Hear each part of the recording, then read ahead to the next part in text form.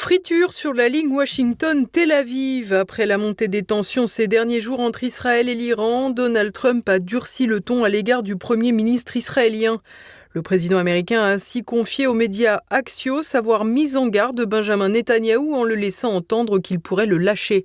Des menaces à peine cachées et à peine entendues. En effet, si les échanges d'hostilité entre l'Iran et Tel Aviv ont cessé depuis hier lundi, les frappes israéliennes sur le Liban, elles, se poursuivent. Une situation que l'Iran entend dénoncer.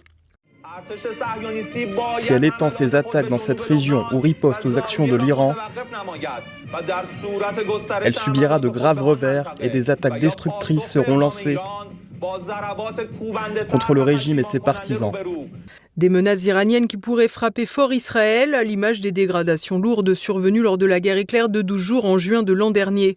Surtout si Donald Trump limite alors sa protection pour punir Benjamin Netanyahou de faire cavalier seul dans ce conflit depuis les débuts lancés le 28 février dernier. Une hypothèse à envisager de plus en plus. En effet, le Pentagone a fait savoir qu'il relevait son niveau de menace en matière de contre-espionnage concernant Israël à son niveau le plus élevé. La DIA, le renseignement militaire américain, a déclaré que la capacité d'Israël à mener des opérations d'espionnage humain et de collecte technique se situait à un niveau critique.